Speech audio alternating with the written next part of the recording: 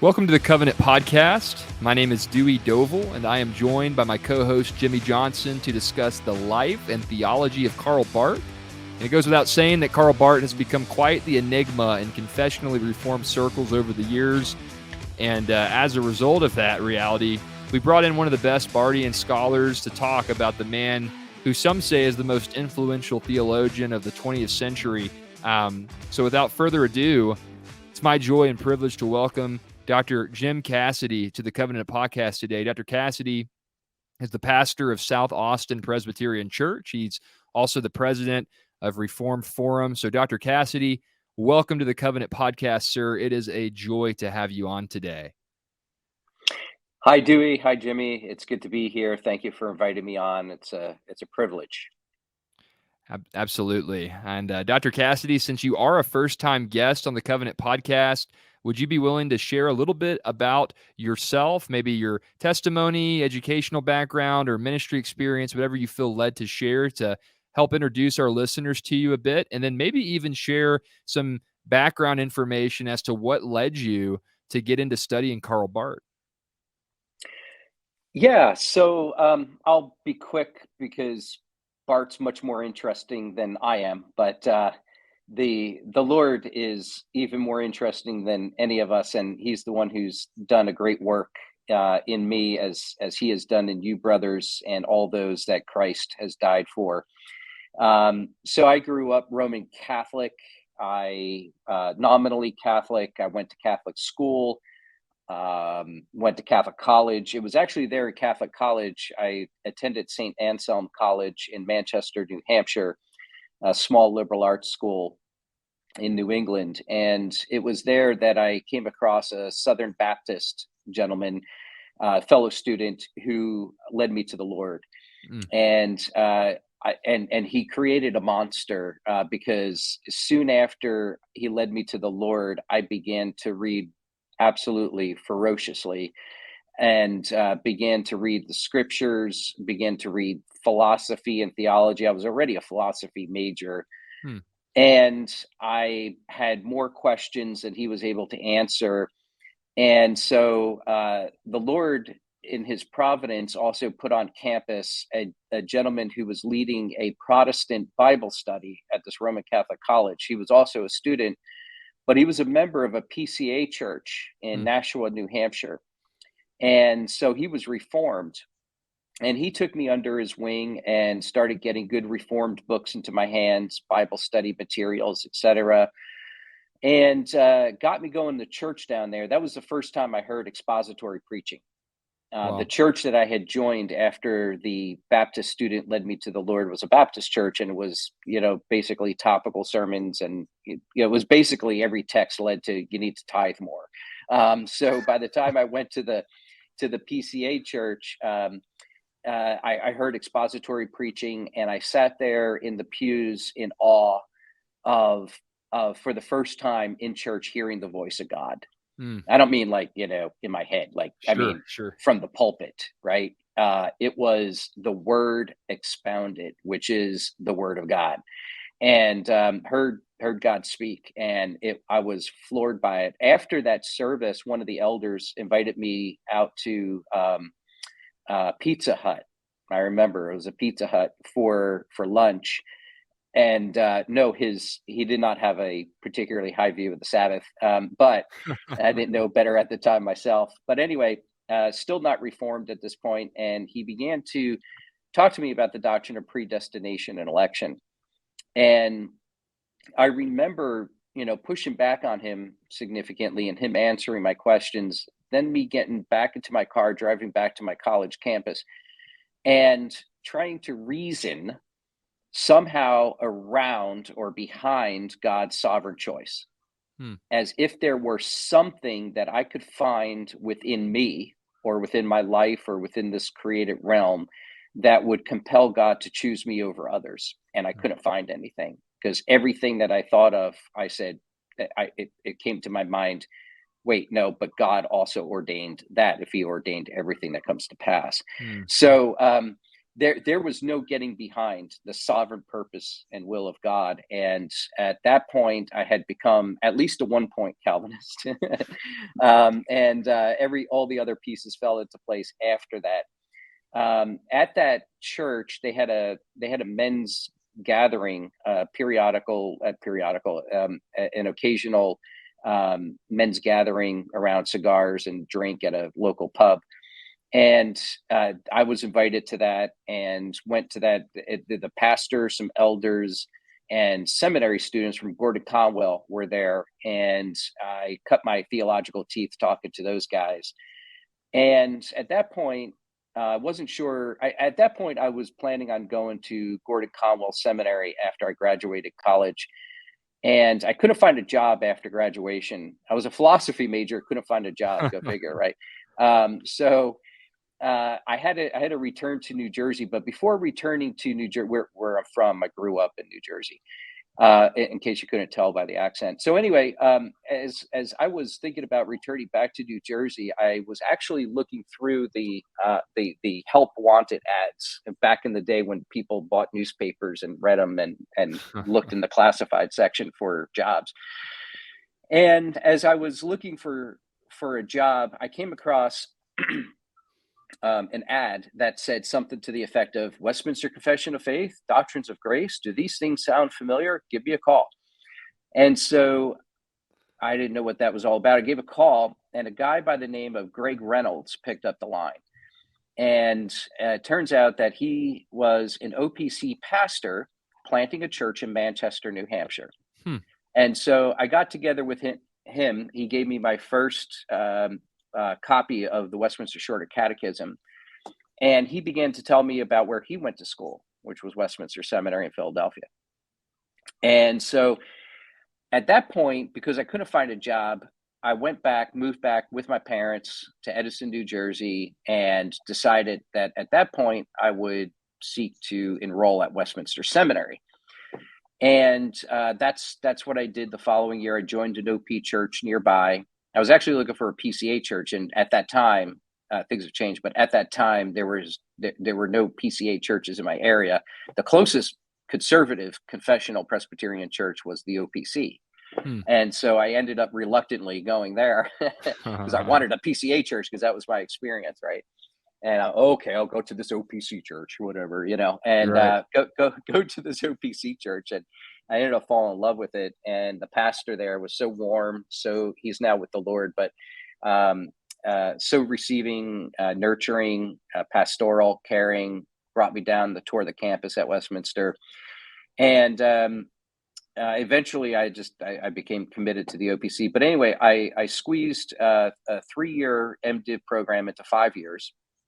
And that was working part-time, and so I had to stretch it out a wee bit. But anyway, so graduated in 2002 from Westminster, took my first call at Johnstown, Pennsylvania. I was there for 4.5 years when I took a call back to New Jersey.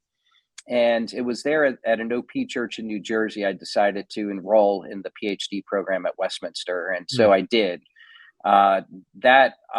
It took 7 years while also pastoring full time to finish my doctorate there.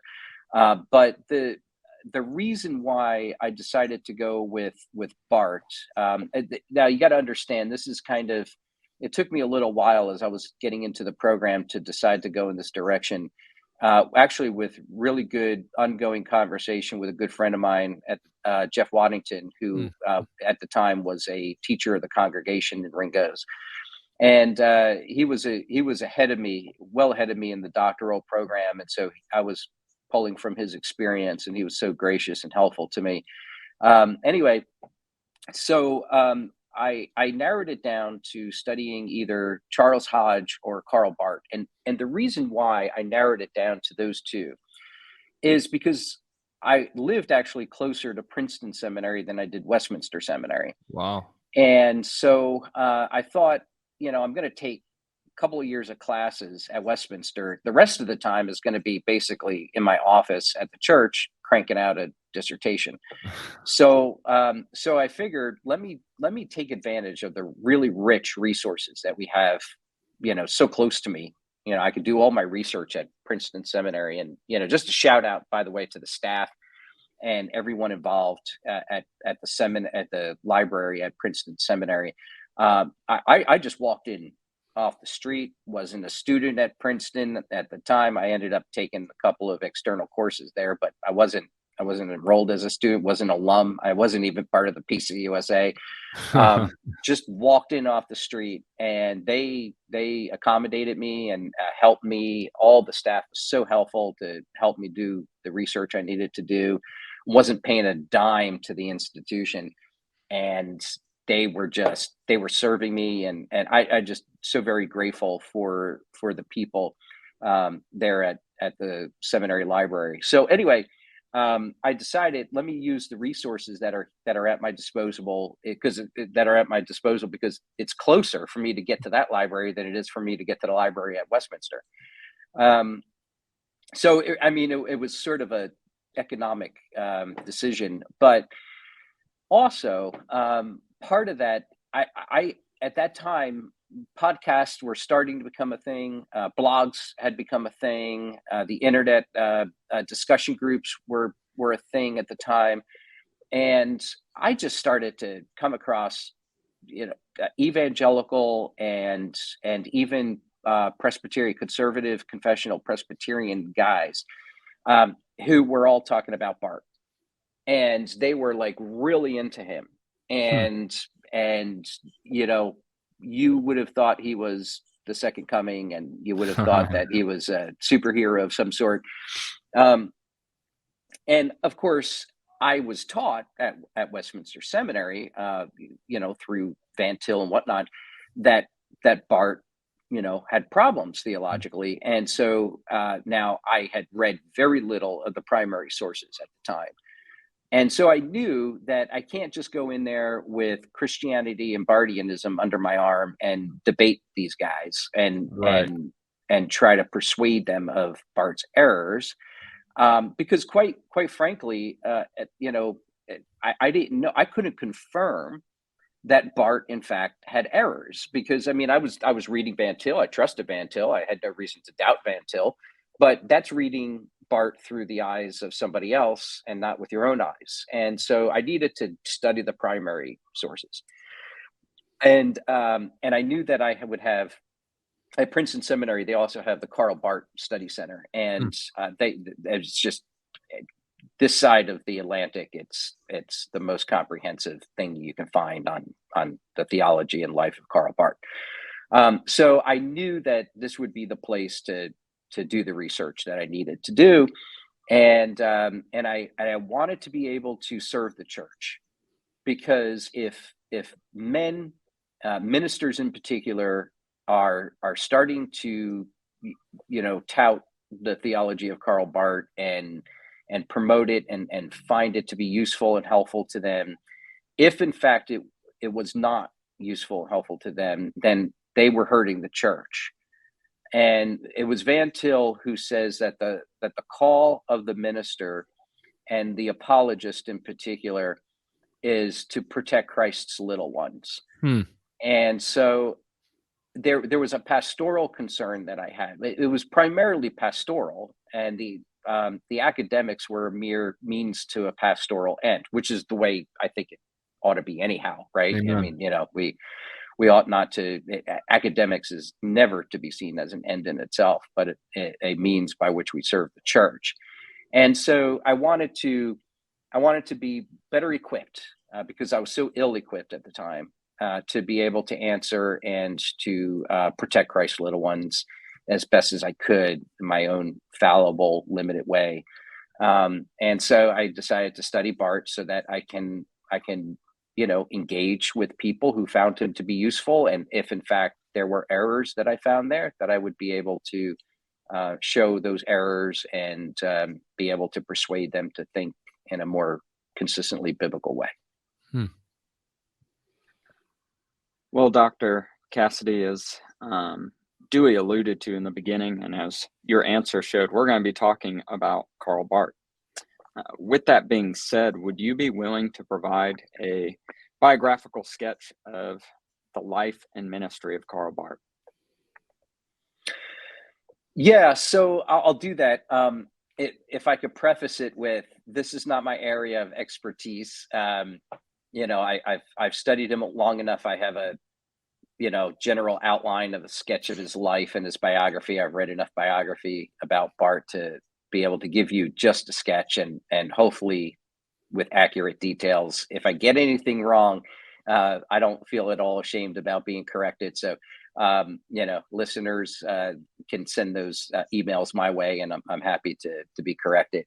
But in brief and very briefly, he's born in 1886. He dies in 1968. He is born into a Swiss. He's born in Basel. He's born into a Swiss Reformed Swiss home. His father, Fritz Barth, was himself a pastor and a professor of New Testament church history. He did his studies as he was growing up, and as they do in Europe, at multiple schools. As far as I could tell, generally speaking, you don't sort of like how we do, like, you're going to Southern Seminary and you'll graduate there with a Ph.D. Well, it's typical to move around place to place to study under different theologians and whatnot and whatnot. He studied under von Harnack. He studied under Wilhelm Hermann, and many other well-known liberal theologians of the time. So Barth is a liberal theologian. As he finishes his theological studies, he goes to Safenwil in Switzerland to serve his first pastorate. And it's there in Safenwil that he gets the label of the Red Pastor. He is very much committed to socialist kinds of principles and philosophies. And so he becomes somewhat of an activist pastor who is advocating for the factory workers in his town, small village town. And he becomes known as sort of a very fiery, labor union kind of advocate, the advocate of the little guy or what have you, over against the powers that be and whatnot. So that's his original reputation, and so he owns liberalism. He's a committed liberal. He studies, of course, Schleiermacher in the course of his theological studies, and he's convinced. That is until the outbreak of World War I. And at the outbreak of World War I, a number of his professors signed on to the war effort, the war strategy of the Kaiser and Wilhelm Kaiser. And so he's quite disturbed by his professors signing on to that war effort, standing behind the Kaiser. And part of the reason why is because, from Barth's perspective, I mean, Barth was really a pacifist his whole life long, even after he left his liberal stage, although he did serve in the Swiss military for a time. But he was quite disturbed because the German war efforts, particularly in Belgium, became morally reprehensive to him, the way in which the war was carried out, and the piling up of the deaths and the bloodshed and whatnot, that Karl Barth had to go back to the theological drawing board and say, what are the principles at play that led my professors to support this kind of moral monstrosity? And so he found his this is it in a nutshell. It gets a lot more complex than this, but this is it in a nutshell, is identifying God with the nation. Okay. And so this idea of liberal, which is common in liberalism, this idea of pulling God down and identifying him with some sort of human characteristic, human efforts, human institutions, and whatnot. Okay, so it's that kind of identification of God with man that Barth identified as being a problem within liberal theology. So what does he do? He publishes the Romer Brief, his commentary on the book of Romans. And in the book, in that commentary, he opens up with a very Kierkegaardian statement, which is what he calls the qualitative difference between eternity and time. And that's another way of saying the qualitative difference between God and man. And we would say, as Van Tillians, the qualitative difference between the creator and creature, right, or the creator-creature distinction. So what he was wanting to do was to bring as radical of a gap or distinction or division that he could between God and man, between eternity and time, between the creator and creature. And that he accomplishes by way of Kierkegaard, a lot of existential philosophy at the time, and does so in the publication of his commentary on Romans, which you've all heard this before, is said to have landed like a bombshell on the playground of the theologians. So he was, caused a great deal of offense there. But also gathered a great deal of supporters as well in the course of that. Early supporters were people like Bultmann and Emil Brunner, etc. So you have the three big B's there, starting out the so-called neo-orthodox movement.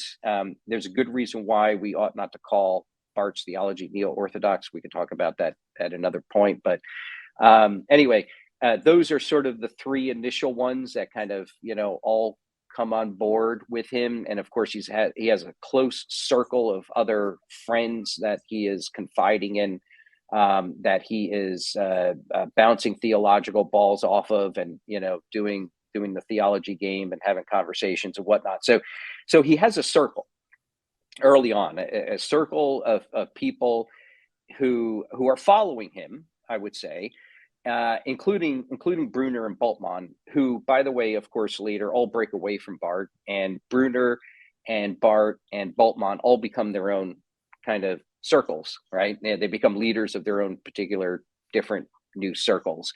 And Barth goes on kind of doing his own thing. But anyway, that's sort of the beginning of the beginning. Now he goes on, interestingly, he goes on, his first assignment is to teach Reformed theology at a university in Germany. And it's interesting, when he goes there, he's the first and only faculty member, Reformed faculty member in a Lutheran university. And they give it to him to teach Reformed theology, and he's scrambling before he's supposed to teach a class on the Heidelberg Catechism, because he had never read the Heidelberg Catechism before. No, let's study it. And he's already a ordained Reformed minister, but that just goes to show how non-confessional the churches had become at that time. So he's scrambling to study and whatnot, and he begins to read the sources, and then after that he begins to read, Calvin and some of the other Reformed theologians, and eventually, fast forward, he'll eventually get back to Basel. There's all sorts of drama in the places where he teaches prior to that, including a stand against Hitler. There was a point where he was supposed to begin class with a pledge of allegiance and to the Reich, and he refused to do that. And eventually, he found himself being exiled from Germany. And yeah, the Nazi regime did have a tail on him. I mean, he was a bit of a target as a potential rebel rouser. And anyway, returns to Basel, gets back to Switzerland, and that's where he finishes his church dogmatics. And of course, that is the big thing that he writes in the course of his life is the church dogmatics. Just an absolute mammoth work of theology. And I mean, he repeats himself a lot, and without sort of denigrating the guy, I mean, it's the kind of book that could have been written in half the volumes that it actually used. But anyway, that's what we have.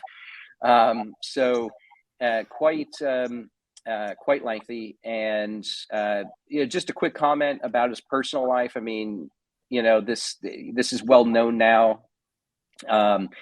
He was married to Nellie Hoffman, and they had several children together. I think they had 4 children, if I recall correctly. And of course, there's the matter of Charlotte von Kirschball, who was his mistress. And he met her. I don't remember where he met her, but they began a correspondence, a letter correspondence, and fell in love with each other. He eventually, after much travail, brought her to be his assistant, his research assistant, and she, I mean, no joke. I mean, she she was his lover, but she really did assist him in his Right. theological work. She was a theologian in her own right and an intellect, and very useful to him in his work in theology and writing. So she moved into the house, and they had sort of this menage a trois kind of arrangement within the home. And Nellie didn't like it. Lo and behold, and that of course caused great tension and travail. It's interesting to note that they're all buried together, by the way, in the same cemetery plot. Karl, Nellie, and Charlotte is Lolo, as he used to call her. Wow. So anyway, that's it in a nutshell. There's so much more there that you can know and should know about the life of Barth, but that's it in a nutshell. Hopefully I didn't botch it too badly. No, it's extremely helpful, Dr. Cassidy, and I trust that many of our listeners are drinking water from a fire hydrant at this point. Barth, as I mentioned in the introduction, he's a very controversial figure. I called him an enigma. You alluded to the fact that when you first encountered Reformed or evangelical-minded Christians engaging with Barth, some thought he was a titan of Reformed theology, or at least that he was some special theologian. Others, like Van Til, would say that Barth was a proponent of theological novelty, that Barthianism is an entirely different religious conception, if I could use the terminology of Dr. Tipton, who's been on our show, of course, in the past and has been very outspoken about his critiques of Barth from a Van Tilian perspective. But Dr. Cassidy, since you're on the show today, the ball is in your court. Would you be willing to provide us with just some of the key foundational theological components of Barth's thought? So, in other words, if you want to understand Barth, what do you need to understand? What do you need to grasp from his thought if you want to have a working knowledge of his theology? Yeah. The theology of Karl Barth really sort of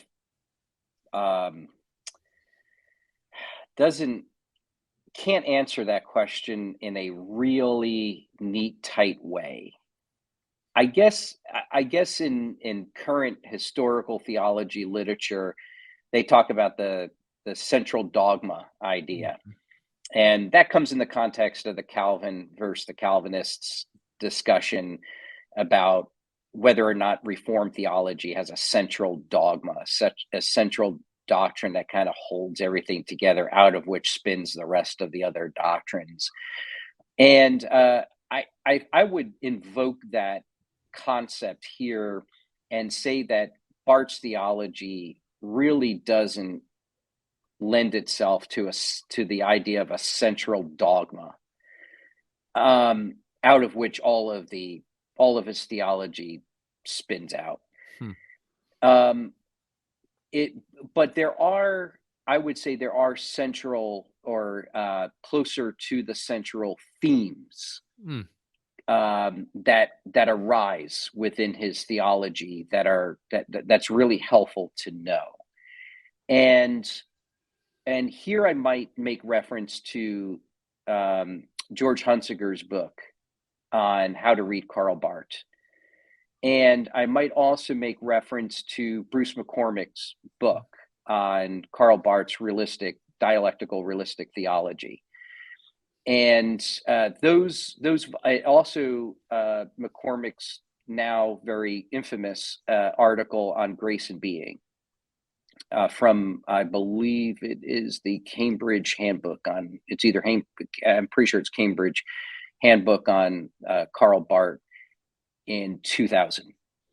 So those resources will take you a long way towards getting you into some of those central concepts. So let me just highlight one of them for you. We could go all day on this. I would direct your listeners to the Reformed Academy, where Lane and I were able to co-teach a course on Van Til and Karl Barth's theology. And there we say so much more than what we can say here. So I'm just going to give you a very small snippet that I think is perhaps the closest to what we might identify as a central theme in Barth's thinking. Sounds great. And then let you and your listeners go off and listen to that Reformed Academy class, because that will give you the details. So doing that, I think that, when you think about what Barth's doing, okay, and what he's reacting against, you see that so much of Barth's theology has to be understood negatively. In other words, it's a reaction. A lot of his theology is reactionary. I mean, all of our theology in some ways is reaction, right? Nicaea was reactionary, right? So being reactionary or being polemical is not necessarily a bad thing. Okay, it's all about what you put in place of the thing against which you're polemicizing. So when you think about what Barth there is reacting against, right? He's reacting against basically three things, or three theological movements. On the one hand, you have Roman Catholicism. And very early on, particularly in the church dogmatics, Barth is well known for saying that the analogia entis, which is he identified as the core concept in Roman Catholic theology, is of the Antichrist. Okay, is the invention of the Antichrist. So he's got Rome in one corner. He has liberalism in another, and yet in another he has Protestant scholasticism. What do those three have in common? According to Barth, those three things have in common a commitment to metaphysics. And here, when I say metaphysics, I'm speaking in a very general way. I'm speaking about metaphysics. I'm sorry, my dog is barking. Hang on, it's probably got a letter out. Yeah. So when we're talking about metaphysics, we're talking about particularly the type of metaphysics that you would find inspired by Aristotle. Okay. An approach to ontology that is committed to the idea of essences and substances, right? The idea that things have a substance, or a nature. Somebody has and possesses an essence that makes them what they are, as opposed to something else. Okay. And so what those three things have in common is a commitment to the same metaphysical system, right?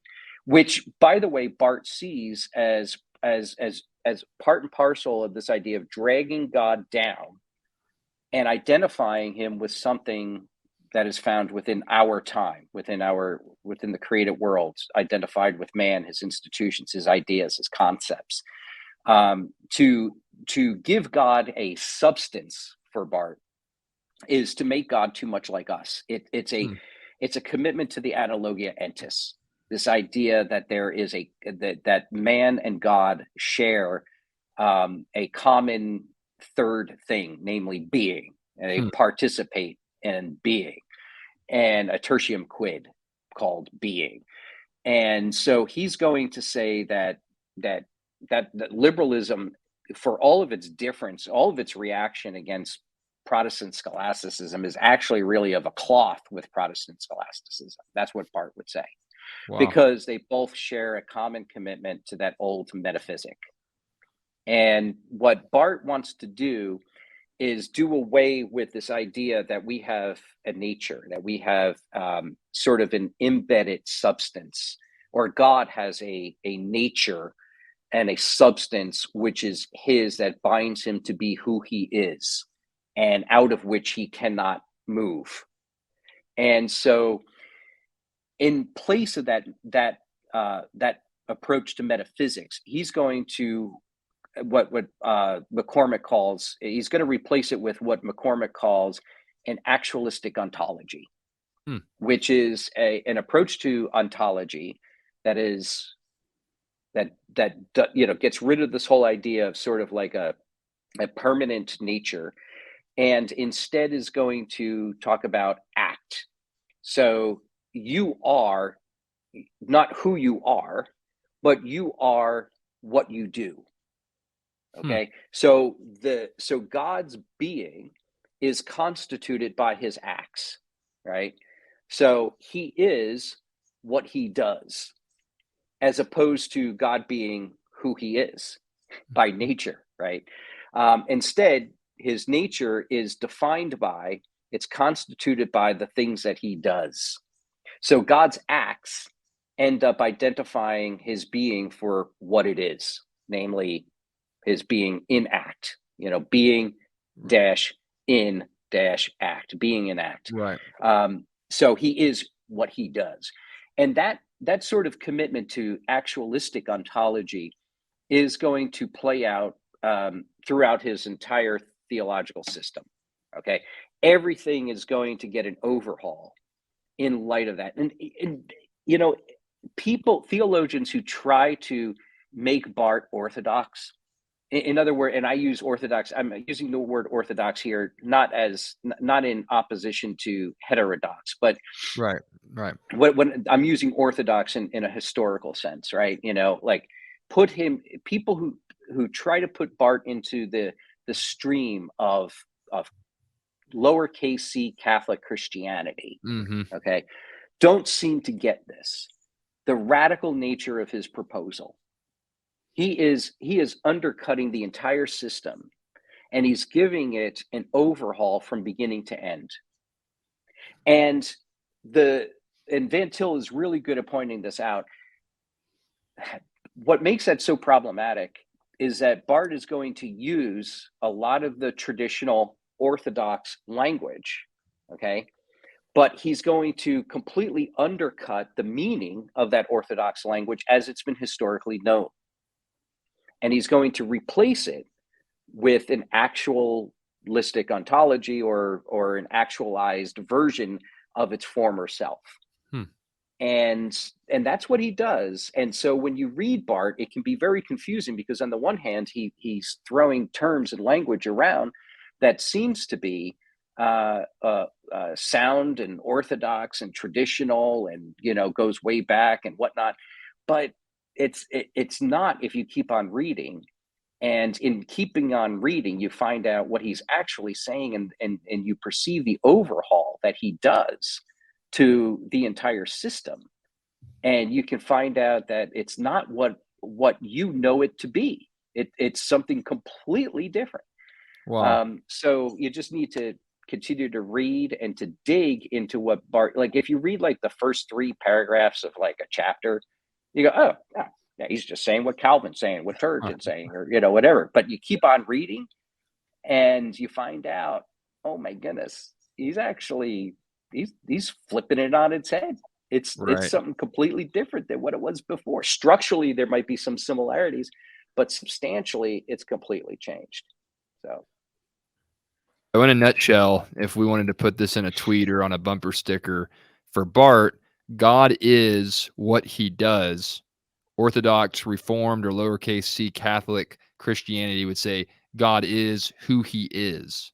Is that Yeah, a fair, again, very simple but succinct way of kind of differentiating between Barth's conception of God versus a Reformed or a lowercase c theology proper? yeah. Another way to put it, that's fine. Yeah, that's good. Another way to put it is that for orthodoxy, God's acts are grounded in his nature. Mm-hmm. For Barth, God's nature is constituted by his acts. So I mean, Mm. it's just flipping it on its head. That's it's not too complex when you think about it that way. It's just No, taking Orthodox ontology and flipping it around 180 degrees. that's very helpful. I appreciate that. In light of such a radical move on Barth's part, you had mentioned some who accepted, or at least initially was following him in his trajectory theologically. How did his contemporaries, generally speaking, respond to him? Who were some of the major figures who associated with him? Who were some of those who strongly criticized or rejected his views?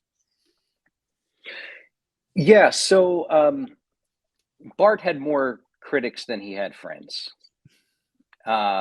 So a guy by the name of Turnison was a good friend of his, ran in his circles, as far as I know, his whole life long.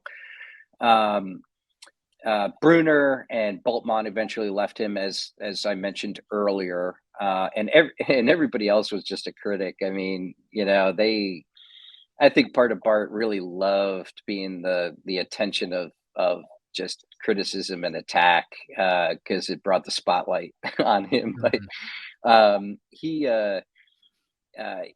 really did. He had a lot of critics. Pretty much, you could put everybody except for a small circle of friends really in that camp, and then students. Of course, he did gain a number of students and loyal students at that over the years. T.F. Torrance being one of the more well known students, Pannenberg and other, so forth and so on. His critics would include, what he called fundamentalists, and in particular, he had in view like American theologians, particularly Van Til, but not just Van Til. Gordon Clark also was a critic, early critic of Barth that would have been brought into view very early on. Bromley ended up becoming a sympathizer. He was an American theologian. Berkouwer started out as a critic, became a little bit more sympathetic to Barth later in his life. But particularly Van Til would have been categorized by Barth as a cannibal. He called him that. He called Van Til a cannibal. Wow. A man eater. And the idea, and a fundamentalist. He also called him a fundamentalist. And really, a lot of this kind of broke out over the question of the historicity of the resurrection. Is the resurrection of Jesus Christ historical? And Barth, the American theologians tried to pin Barth down on this because he was so ambiguous. And part of the reason why he was so ambiguous about it is because Barth has two conceptions of time. Okay. Now, we, normal, everyday, historical, orthodox, traditional theologians, when we think about time, we think about sort of like time's arrow, right? God created in the beginning, and that arrow goes forward and whatnot. And it is part and parcel of the time-space continuum. It's part of creation. It's the unfolding of creation, et cetera, et cetera. It's not God, whatever. It has this movement through time. There's a yesterday, there's a today, and then there's a tomorrow. We think of sequences, chronologies, etc. For Barth, that's one notion of time. The other notion of time is this transcendent event, and it doesn't have really what we would call a before, during, and after. It's not sequential or chronological, but it is an event. It's the event of Jesus Christ. The Christ event might be a way to put it. And it's the event of God's grace for us in Jesus Christ. So, when you're talking about the resurrection, you have to, and whether or not it's historical, you really do need to pin Barth down on which history, because he would say, yes, it is. And then he would also say, no, it's not. Wow. And this is kind of part and parcel of his dialectical theology. Right. His dialectical theology allows him to say yes and no at the same time. Sic et non. Ja und nein. Be able to say two things at once. And so the resurrection is not historical, if by historical you mean it is contained within the time-space continuum in which we live and exist and have our being. But if you mean that it's historical in the event of God's time for us in Jesus Christ, then yes. But that's a transcendent event. It's not an event that takes place within the flow of calendar history. So Van Til and some others were trying to pin Barth down on this very thing. And Barth, of course, being a good dialectical theologian, refused to be pinned down. Mm-hmm. That's the nice thing about dialectical theology. You could say all sorts of cool things without having to commit to, one thing or the other. You could say both at the same time, and cover your rear, as it were, on both sides, so that you can't get attacked from an angle by an enemy somewhere else, because you could always say, no, actually I meant this, and you point to the one side of your dialectic, and if somebody else comes at you, you can say, no, I meant that, and you can point to the other side of your dialectic. So and he had a reason for this. I mean, he did not want to, this is sort of the pious reason. I put it in air quotes for you. Right. Pious reason that he did this is because he wanted to keep the resurrection, something so sacred as the resurrection, out of the hands of the historians. In other words, he thought that the resurrection was of such significance and monument that to put it in our calendar time is to put it in a place where historians are able to analyze it. They're able to either confirm it or deny it according to their own particular historiographies and philosophy of history and whatnot, of evidences, and et cetera, et cetera.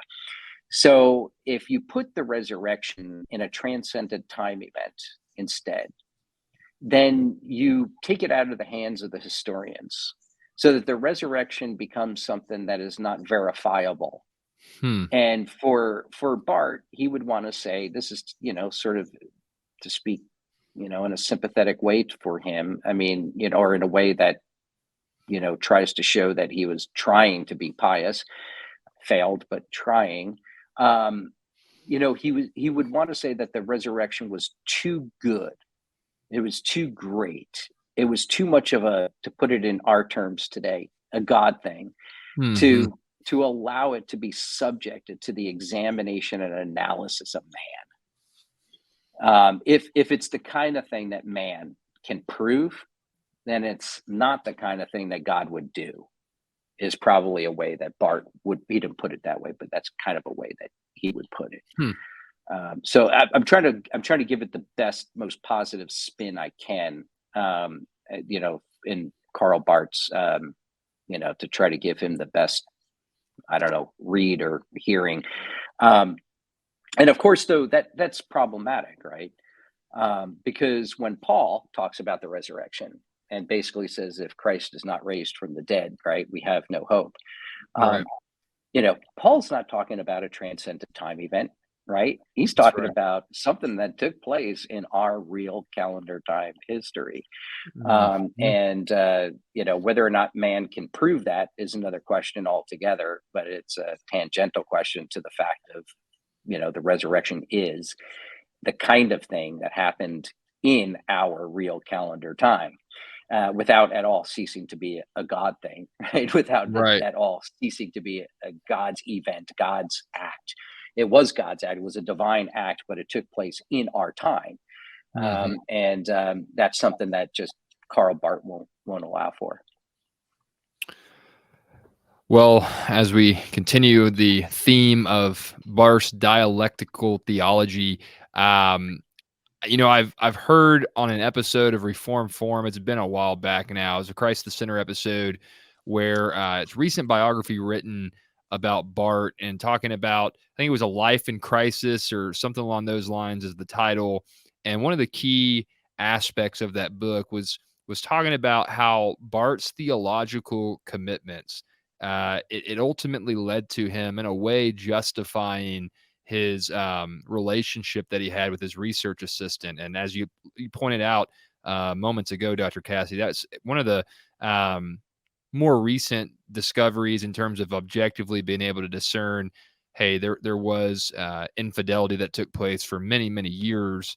So I was wondering if you'd be able to talk about how Barth's theological commitments, if they really did, lead to him justifying having an extramarital affair for years on end, and maybe some warnings that contemporary ministers can glean from the reality that theological ideas have consequences, and in Barth's case, it led to a significant period of his life in which he was unfaithful to the woman that he entered the covenant of marriage with. Yeah. Wow. So it's Christiana Tietz's book, Karl Barth, A Life in Crisis. Mhm. And it's a phenomenal biography. Read also Eberhard Busch's Life and Letters of Karl Barth. That's also very good. You'll get a lot from both of those. Pardon me.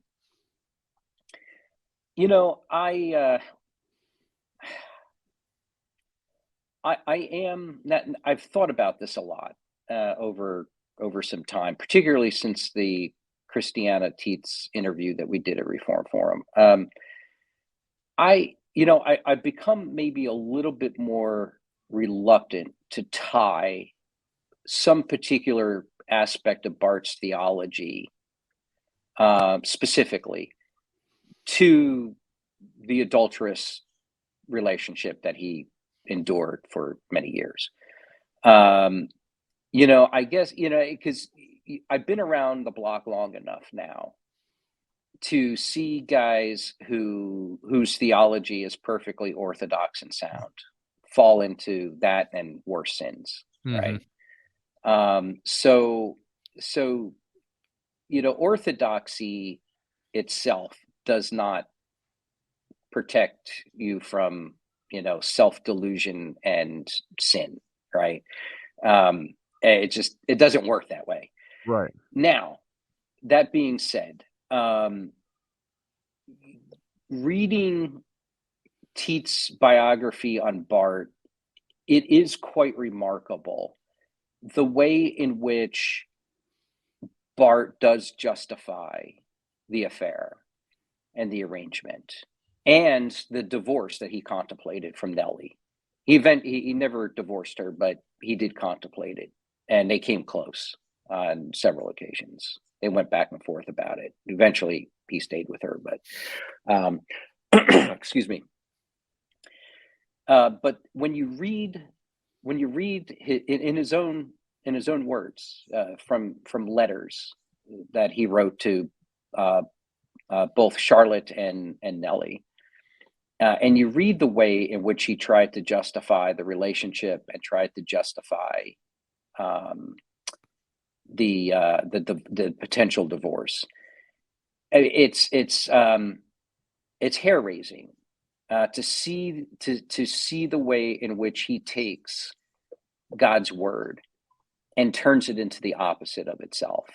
and to make, now, again, no judging self-righteously here, because Sure. I know that I'm subject to do the same thing, which is why Sure. I belong to a presbytery, so that when, or if I do, my brothers will hold me accountable. Amen. But that's what he does. He takes the scriptures and he makes it say the opposite of what it does. And he can make "thou shalt not commit adultery" and turn that into "thou shalt get a divorce." I mean, he does that. Like he says, I mean, this is, he says that sometimes the seventh commandment requires us to divorce. Wow. Now, he's not talking about, like the situation where if adultery is committed, you may divorce. Like, he's Right. not talking about that. He's talking about that the seventh commandment, there are circumstances in which the seventh commandment itself justifies divorce. So as to avoid adultery, you have to get a divorce. I mean, this is the kind of stuff that he says. So it's really bad theology that he's capable of doing, and I guess we all are at times. Sure. I will say this lastly, because I do wonder. I mean,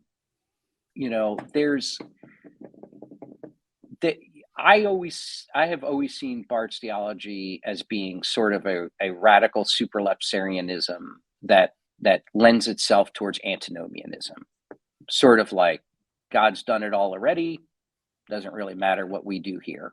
Okay, and I'm telling you that's actually true.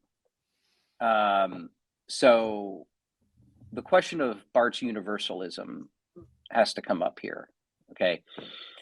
Now, it's a controverted issue. Some people, he's a universalist, he's not. Well, he is a universalist, but he at one time in the church, twice actually in the church Dogmatics, says, well, we can't say that at the end everybody will be saved, because that's to tell God what to do. So we can't really say that. But everything that he says about salvation, about redemption, his doctrine, his soteriology, is universalistic.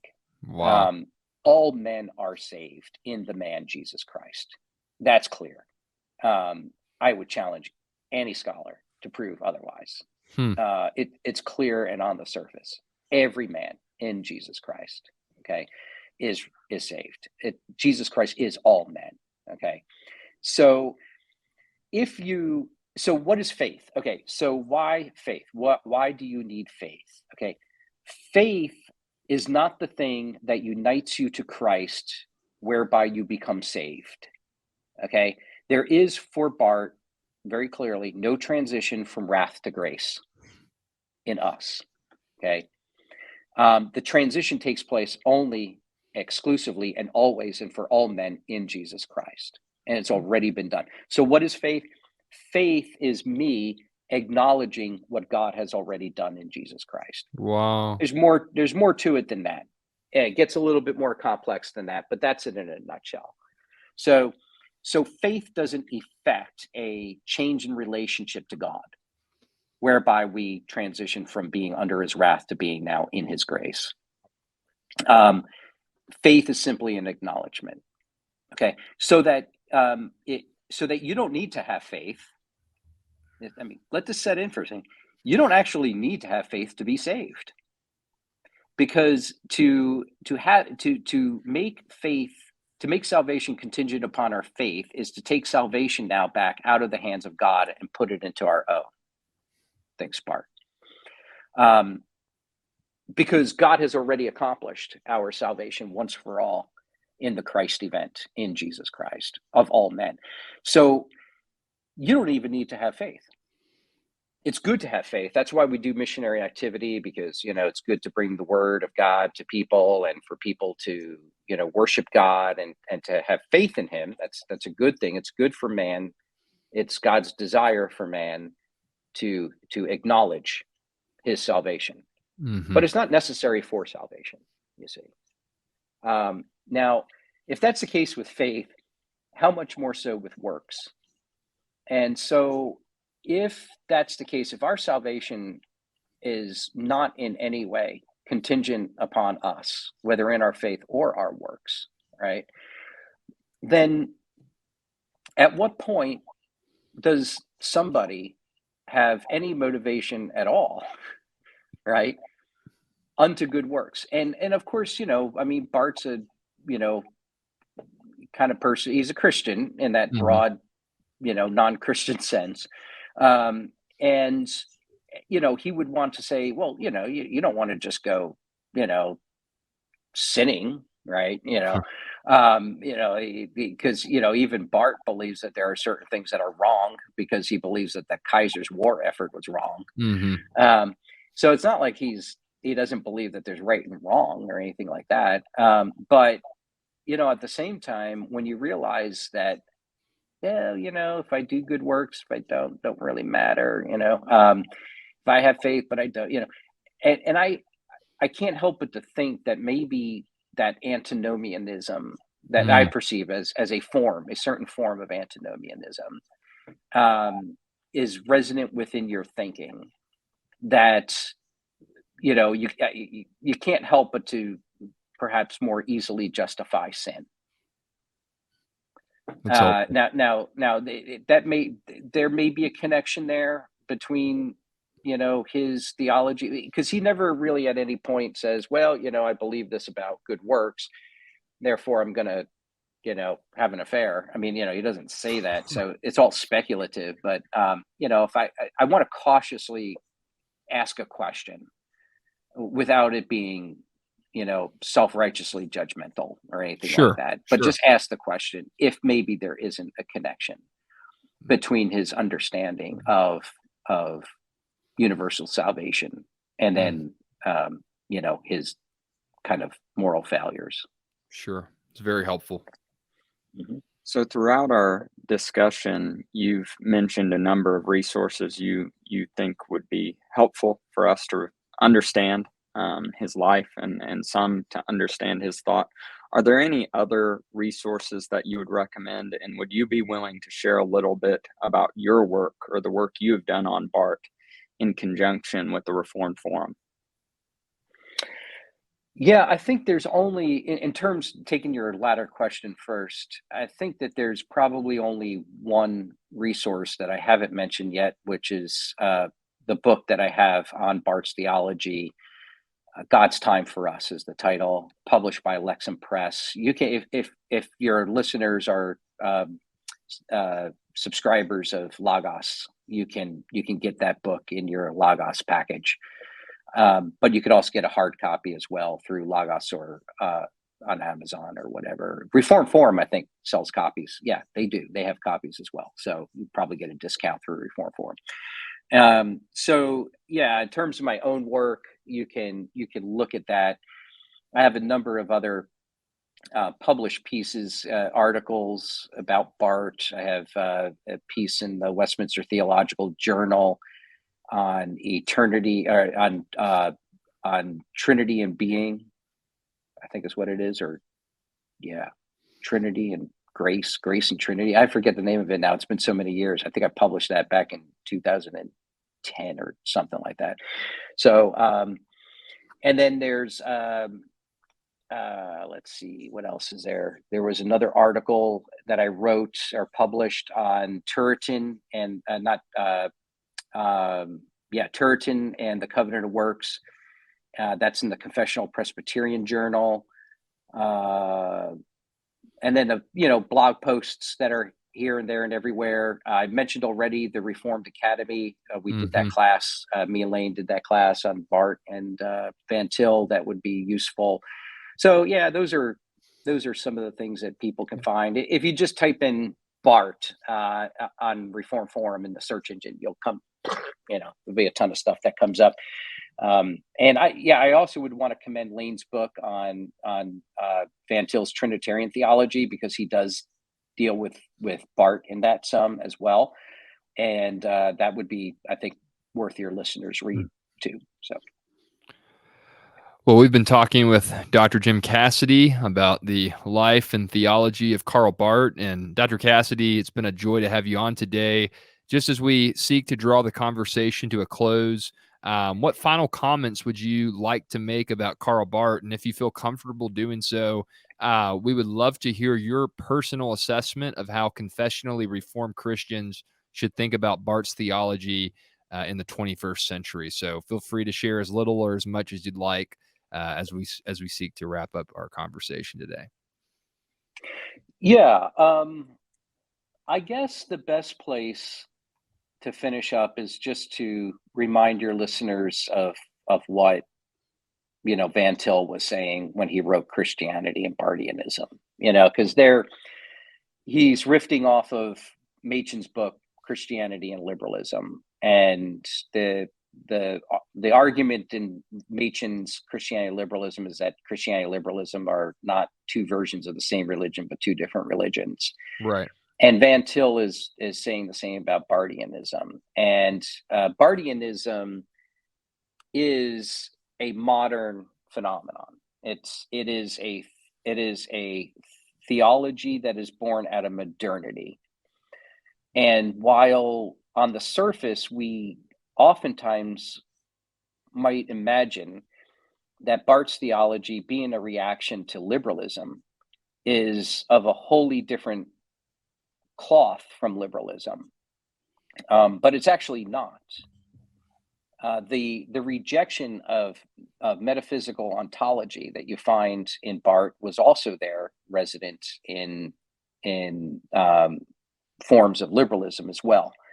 And so the rejection of the core doctrines of the faith. I mean, Barth doesn't come along and say, pox on this house and then moves on. I mean, he says, this is Calvin's view, this is the Reformed view, this is the confessional view, and this is the problem with it. Here you go. Here's something better, and puts in its place something that has been actualized. And so, he's giving us something that sounds orthodox. I mean, at least with the liberals. Okay, the liberals were like, yeah, this is really no good. We just need to reject this. And then they kind of move on, and leave, and they kind of find some things that they can, I guess, salvage. And yeah, there's, when you think about Kant's religion within the bounds of reason alone, and he does a little bit of like what Barth does, where he kind of takes these old traditional doctrines and he says, yeah, those are kind of old fuddy-duddy ideas. Here's a more modern way of thinking about it, and then reconceives those doctrines. Van Til, yeah, he's kind of doing something like that. Van Til, Barth's kind of doing something like that as well. So, Barth's got, he just is confusing. So, when you read Barth, just understand that, he's using language that is orthodox, and oftentimes the little comments he makes whereby he takes swipes at the traditional understanding of those concepts or those words gets missed, and then quickly he's putting something else, something different in its place. Just be aware of that. And for goodness sakes, let's stop calling Barth reformed. I mean, he was reformed in his church affiliation only. There is nothing left of Reformed theology in Barth's system when it's all said and done. Nothing, except for words, maybe structures, concepts, all that. But it's been gutted completely of the substance of the tradition. I can't think. I mean, I'm sure there's maybe one, two out there I missed, but I can't think of any doctrine that has gone untouched whereby Barth has said, "Oh yes, 100% endorsement on this one," without any alteration or change at all. No, it's completely overhauled, which is why we have something that's called Barthianism. Okay, we have something that's called Protestantism for a reason. because Protestant theology so revolutionized the way that we think about theology and the church and worship that it took on a life of its own. Now, I happen to believe that the life that Protestantism has taken on in its most faithful expressions is actually a recovery of true Catholicism. Sure. So, it's not like a life of its own, like it's de novo. It's actually, a return to the sources ad fontes. And it's a reclaiming and recapturing of the best of the Catholic tradition and reforming it in such a way that brings it into greater conformity with Scripture. But at the time, it was, and if you don't, Protestantism really is an earth shaker. I mean, I know we've got some, historical theologians that kind of want to tone that down today, and they want to say things like, "Oh no, Luther was actually a conservative theologian." Ask the Catholics that question. Ask a Catholic living in the 16th century, do you regard Luther as a conservative theologian? No. He was a radical rebel rouser, right? He's excommunicated, for goodness sakes. He's not conservative. Protestantism was so different than what it came out of. It really was. Not saying that there wasn't continuity, but it's just so different from what came before it that it took on an ism of its own. Sure. And there's a reason why we have Barthianism and why we had liberalism, is because those two isms were so distinct, so different from what came before. And I'm not just talking about, if you think about the immediate predecessor of Barth, you would think it's liberalism. But remember, liberalism for Barth, Protestant scholasticism, and medieval Roman Catholicism are of a cloth. Okay. So when he makes a break with liberalism, there's a reason why he criticizes Protestant scholasticism and the analogia entis of Roman Catholicism, because he sees them all as of a cloth. And he really is bringing about something new. It's not neo-orthodoxy, right? I think it was Gershner who said, yeah, it's neo-orthodoxy if you take the E out. No orthodoxy. That's right. But I mean, it's not neo-orthodoxy, but it is something neo. It is something new, and radically so, that it's taken on a movement and a life of its own. So when, don't underestimate the theology of Karl Barth.